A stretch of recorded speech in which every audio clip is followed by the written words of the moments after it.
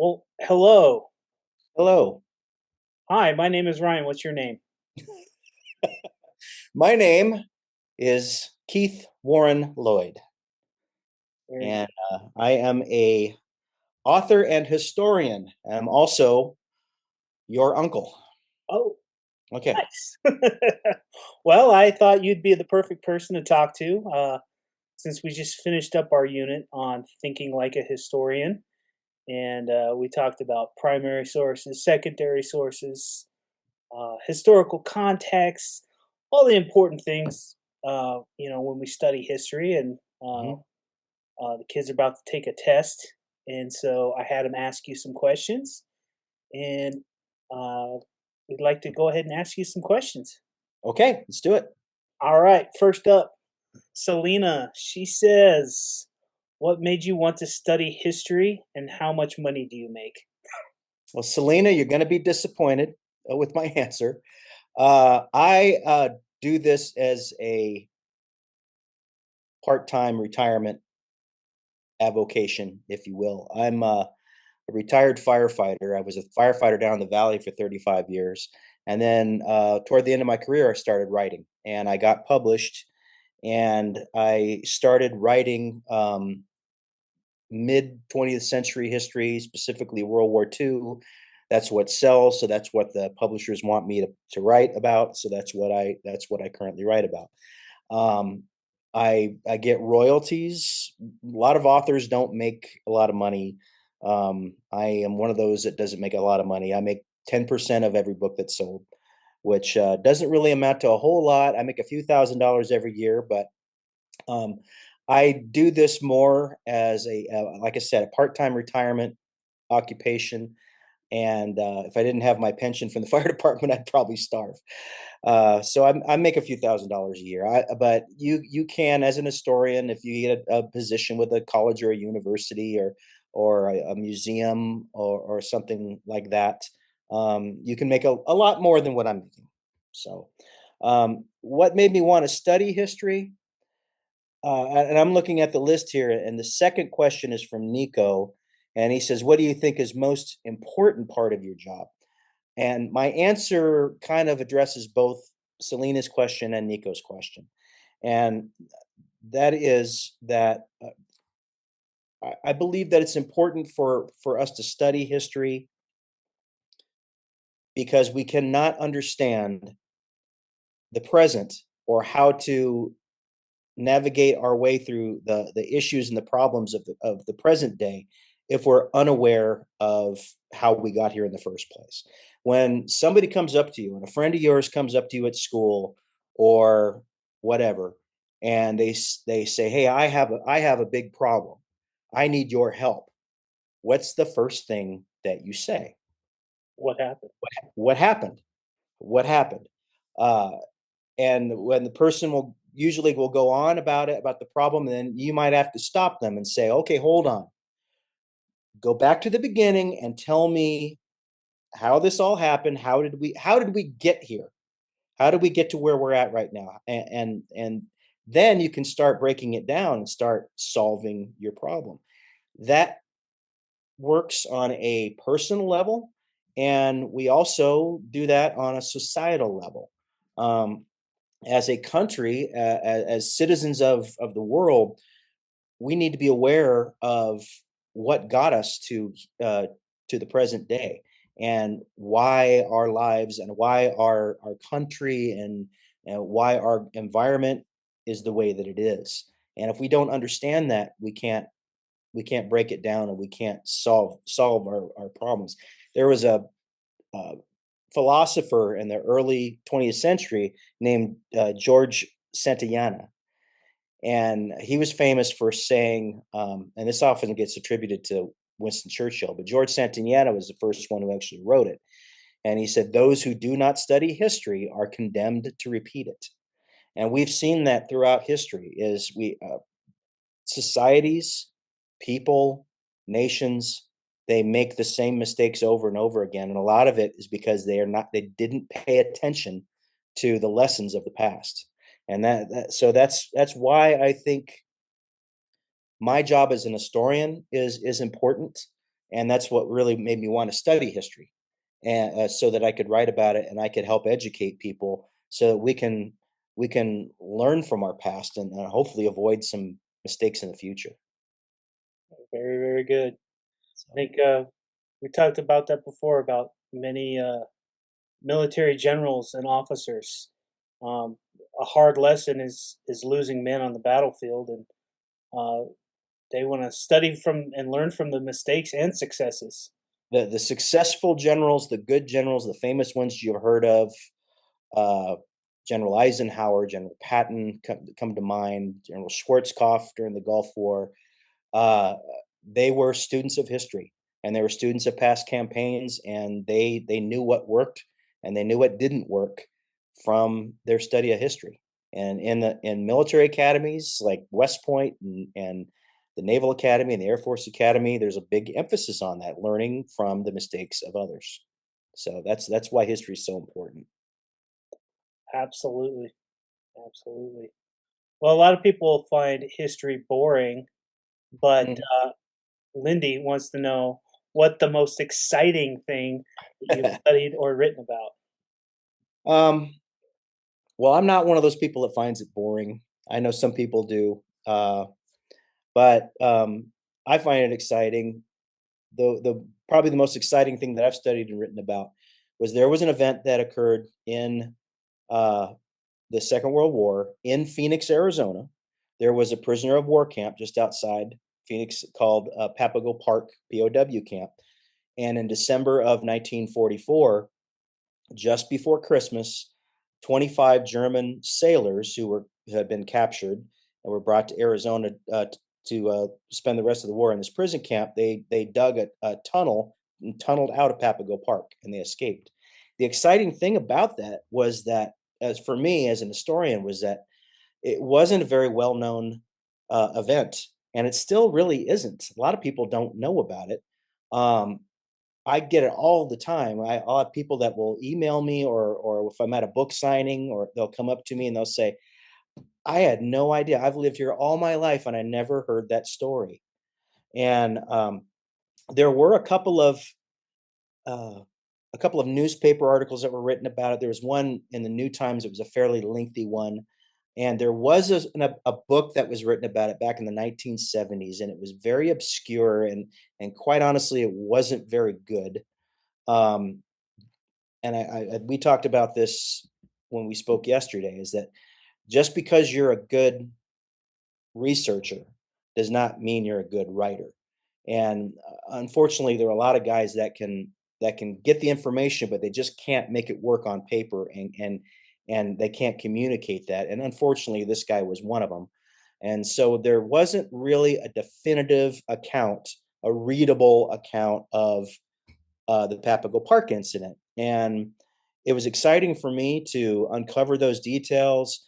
I flew back to Washington, D.C., and I dug through dusty old boxes in the National Archives and came up with reports and transcripts of investigations and diagrams and photographs, and it was really cool to be able to do that. And I uncovered a lot of details that other authors had not, and I was able to write that account. And the book is called The Great Desert Escape. And you said one of your students, their Yeah, dad, read the yeah. book, right? David's dad wrote read the book, so That's awesome. liked it. That's Yeah. awesome. Now David needs to read the book. So, um, anyway, so yeah, that's probably the most exciting thing for me, was that I was able to be that person to write that account and uncover all those details. It's like a treasure hunt, and when you find stuff, it's really cool. So, Yeah, it is really neat. I mean, I grew up in the valley, not close to Papago, but when I lived in Tucson, um, some of the guys they tried to get to Mexico, and they would mhm, go down the Sassabee Highway, and I'm very familiar with that area, driving out there and just hiking and having fun, and it's pretty interesting that mhm. they found them all the way out there. Yes, they sure did. Hmm. So, well, cool. Let's see the next one here. I really like this question. Carson asked, If you could go back in time and experience anything or any event, what would it be? Well, I wouldn't want to go back and experience battles. I know that. For me personally, I think the most exciting, one of the most exciting events that to go back in time and to witness, especially in American history, I would love to be at Edwards Air Force Base in the Mojave Desert in California on a morning in 1947 and watch Chuck Yeager break the sound barrier. The first pilot to fly a jet that actually flew faster than sound.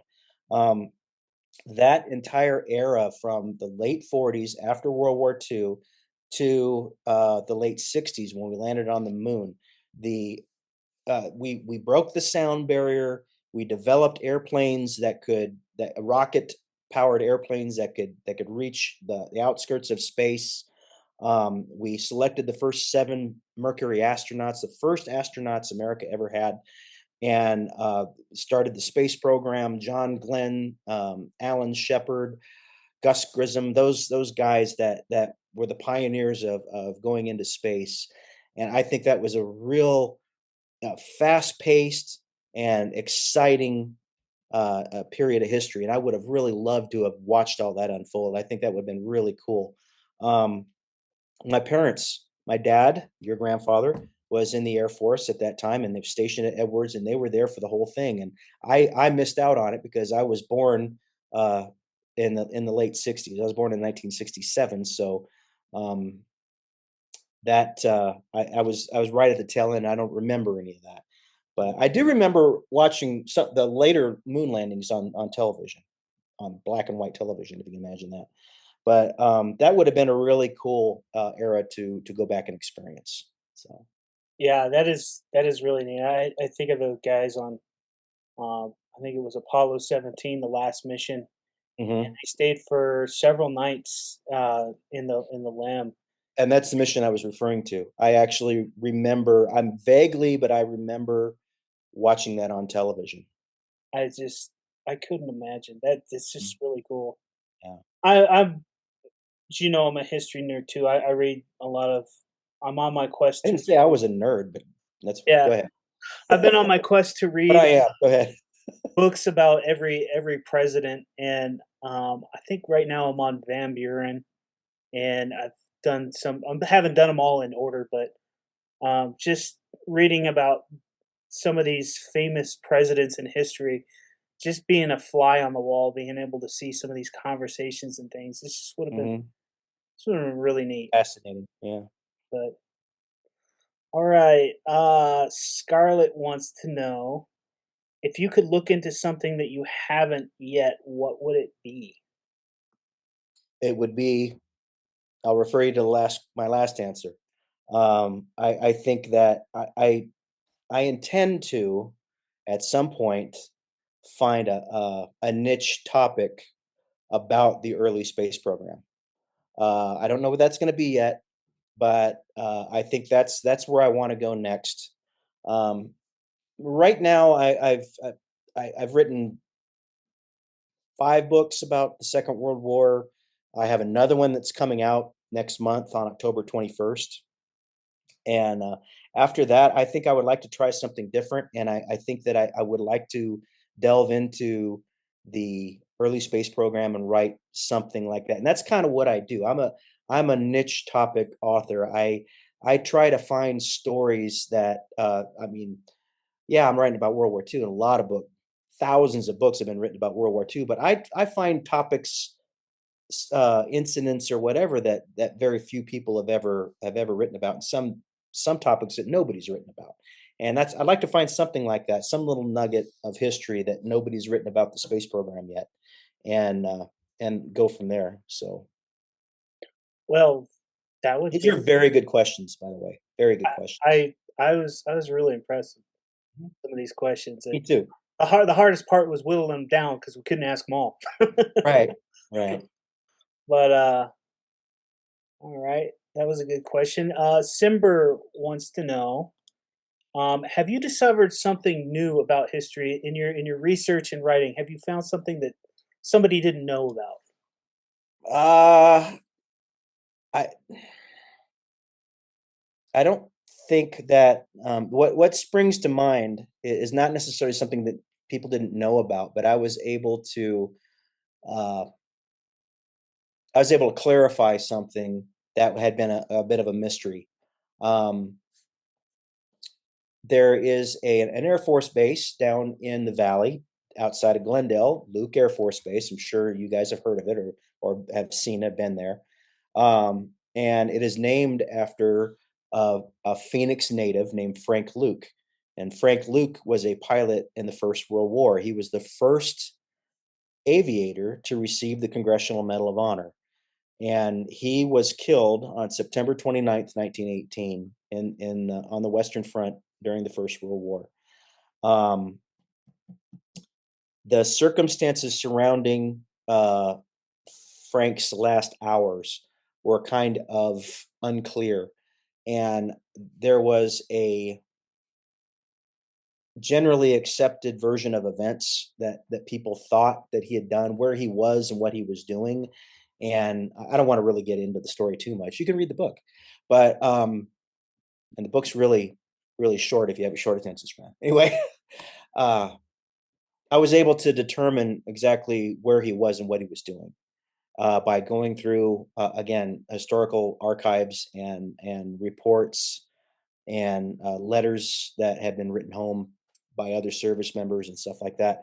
And I was able to piece together exactly where he was and what he was doing, and that was kind of neat. I to be able to actually clarify that for everybody. So Oh, cool. very short book because unfortunately he was somebody who'd only lived 21 years. So it's a pretty short biography. Yeah, yeah, yeah. But That fascinating was guy. a it was a good book. I think I read the whole thing in an afternoon years ago. Yeah, yeah, it wouldn't be hard to do. I So think it was like 85 pages, 90 pages, something like that.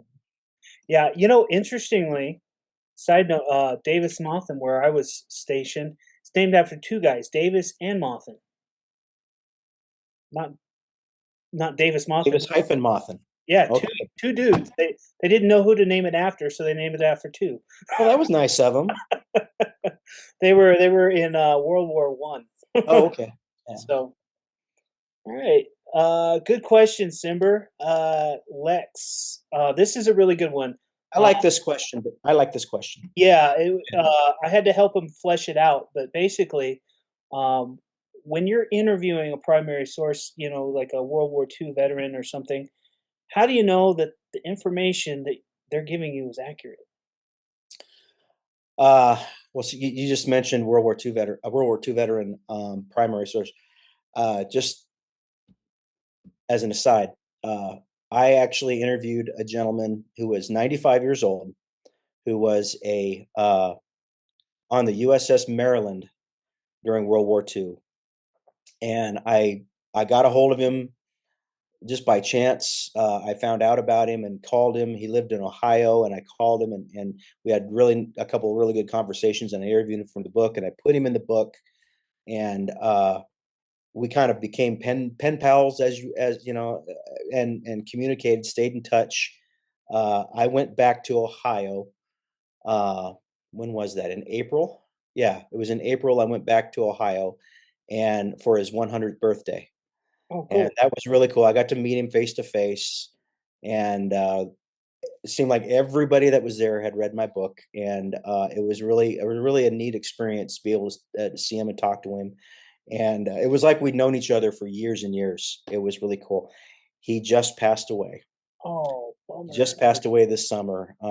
He and when he wrote to me before, he says, "Yeah, I'm going to be 100 this year. I hope I make it," and he made it. But he's gone now. But anyway, uh, as far as primary sources go, how do you know that the information from a primary source is accurate? You don't really. That's the short answer. You need to back check what they tell you with secondary sources, and the reason why is because you can have two people who are standing right next to each other. Let's take 9/11 for example. You could have two people that were standing on the same street corner in Manhattan on September 11th, 2001, and watch what happened, and you'll hear two different versions of events. You know, they'll say this happened first and then that happened, and somebody else will say, no, that's not how I saw it. I saw this happen first. It's really kind of uncanny how different personal eyewitness accounts can be. And so, and then memory fades over time. Details tend to merge with other details. And, you know, sometimes, especially when you're writing about people that served in the military and that were involved in battles, they refer to it as the fog of war. Um, one person sees one thing, another person sees another. After the battle, they talk about it. And then over the years, you know, 20, 30, 40, 50 years goes by. And when the person is telling the story, sometimes they're telling the story what as they saw it, and sometimes they tell it as a mixture of what they saw and what their friends said they saw. And so the details can kind of get a little bit cloudy and confused. And that's just human nature. It's not like anybody, they're not trying to deceive me or anything like that. It's just that's just human nature. And so when uh when you get input from a primary source like that, a lot of times you need to go back and you need to check the records. You know, I mean, I interviewed some primary sources, and then I've gone back and I've looked at after action reports that the military has written about the battles, or you know, official records or official unit histories, things like that. I'll go back and I'll check the facts, and sometimes they don't match up, and that's okay. You know, sometimes they do, and when they do, that's really cool as a writer, because then you can say, yeah, not only did the official records say this, but this person said it and it corroborates it, and that makes for really interesting reading. I think a lot of historians, though, they think that I think they believe that they're expected to get to the bottom of the story and tell the real truth, and sometimes the real truth isn't all that evident. And you know, the after action report says one thing, or the unit history says one thing, and then the eyewitness says something different, and it doesn't mean that they're both wrong. It just or they may conflict, but I think it's okay for an author to point out a discrepancy and say, okay, the eyewitness says this, however, the historical record says this. You know, so you know, kind of let the reader just know that that's the information, and they can kind of develop that imagery in their head. And I think it's okay to do that. I mean, readers are smarter than I think a lot of authors give them credit for, and let them get the just give them the information. You don't you can't always draw a conclusion, and so I guess that the answer is you don't really know if it's accurate unless you go and you check. And who's right or wrong? You know, maybe the person that wrote the report is wrong. Maybe the person who saw it with his own eyes is right. So, Yep, very, very true. I just think of, people that, you know, the example I give is, there was a car crash and the reporter goes to the intersection and they interview somebody that saw something and somebody's on the other side of the street. Depending on their point of view, I mean, they're going to see different things. And absolutely. it's just, it's the historians or the journalists' job to just get as much information as they can. For So, sure. all right. Um, I don't know why this is telling me I have 10 minutes left, but I don't know either. I think we're gonna get through it because I think we will. I think we only have two more questions, right? So, yeah. okay. All right. So, Blake, she asked, how has the things that you learned as a historian has it affect your life? Has it affected my life? It affects my viewpoint. I'll go back to the first two questions where, you know, why is studying history important? And I talked about knowing history makes you break down allows you to break down things and navigate the future. I tend to look at things that from a historical perspective. When 9/11 happened, I was a reservist in the military. And when it happened, there were a lot of people all around me. I was in Phoenix at the time. I wasn't actually there, but I had a lot of people that were very upset and very concerned and very I don't want to say panicky, but very anxious by it. What do we do now? Now what's going to happen? And my first thought was, this is my generation's Pearl Harbor. And I remembered the stories of the people that when that happened, how they responded with courage and kept their head and kept their perspective and didn't allow themselves to go out of their head about it and just stay focused. And that's really their historical example was something that I followed. And so that's a really good example of how it's affected my life. That was a real world application. Um, it affects my knowledge of history and my past study of history. It affects the way I think. It affects the way I converse, how I vote, how I handle my finances, how I view other countries and other cultures. Um, I don't look at another country, another culture, and think about just what kind of people they are based on my interactions with them. I think about why they are the way they are, or why they treat me a certain way, or good or bad, based on an historical perspective. I know their history, and therefore I tend to know, I understand them a little bit better. And so, yeah, it absolutely affects my life and my worldview. Very good. Boy, you said the same thing I did. I just told the kids not too long ago that 9/11, it was like our generation's Pearl Harbor. It absolutely was. And Yeah. it it changes you. So, Hmm. all right, this Changed next one, our lives completely, for sure. yeah, this next one's a very good one. Vivian, she asked, "Does knowing a lot about history affect the way that you see religion?" Yes, certainly does. I believe that that's always in the back of my mind. History. When I think about religion and I think about religious groups, uh, I'm always thinking about it from an historical perspective.